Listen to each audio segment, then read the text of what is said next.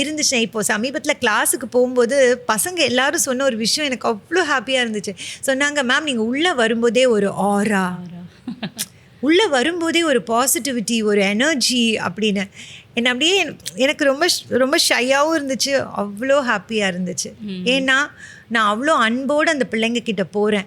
அதை அந்த பிள்ளைங்க சென்ஸ் பண்ணுறாங்க அப்படிங்கிறது எவ்வளோ நல்ல விஷயம் இல்லை மேம். ஸோ நம்மளை நல்லா பார்த்துக்கணும். அதை பார்த்துக்காத ஹவுஸ் ஒய்ஃப் எனக்கு ரொம்ப வலியை கொடுத்தாங்க.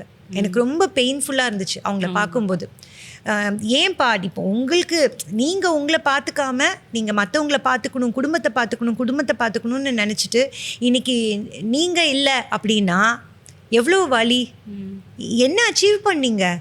2 நாள் அழுவாங்க, 3 நாள் அழுவாங்க, அதுக்கப்புறம் மறந்தே போயிடுவாங்கல்ல. அடுத்த ஆளை பார்த்துட்டு அடுத்த வேலையை பார்த்துட்டு போயிட்டே இருப்பாங்கல்ல. யாராவது உங்களை வச்சு கொண்டாட போகிறாங்களா?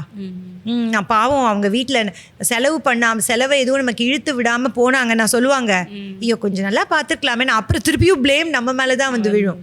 அதுக்கு பதிலாக நம்மளை நிச்சயமாக பார்த்துக்கணும் மேம். அதுக்கு எல்லாரும் இதை ஞாபகத்தில் வச்சுக்கிட்டா போதும். என்கிட்ட ஒரு பாத்திரம் இருக்குது, அந்த பாத்திரத்துலேருந்து நான் எல்லாருக்கும் எடுத்து கொடுக்கலாமே தவிர அந்த பாத்திரத்தையே கொடுக்கக்கூடாது.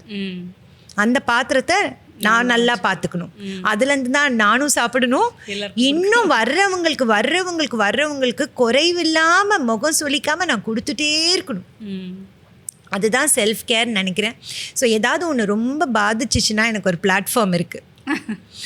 ரொம்ப பாதிச்சிச்சுன்னா கொண்டு போய் அங்கே போய் கொட்டிட வேண்டியதான். யார் ஸ்டாப் பண்ண போகிறா நம்மளை, இல்லையா? So I look at my Instagram platform, my YouTube, my Facebook platform. கடவுள் எனக்கு கொடுத்த ஒரு அருமையான divine platform ma'am. Divine platform. 1000 intentions நமக்கு இருக்கலாம். பட் என்னை எவ்வளோ அழகாக அந்த பிளாட்ஃபார்மில் போட்டு ஒரு ஸ்டூடெண்ட்டை அனுப்பி அதை எனக்கு ரெடி பண்ணி 50,000 ஃபாலோவர்ஸ் வரைக்கும் கண்ணை கட்டி காட்டில் விட்டு அதுக்கப்புறமா எனக்கு புரிதல் கொடுத்து நான் இப்படி சொல்லணும் மேம். இந்த 50,000 ஃபாலோவர்ஸ்க்கு அப்புறம் வந்தாங்கல்ல 25,000 ஃபாலோவர்ஸு, அவங்கெல்லாம்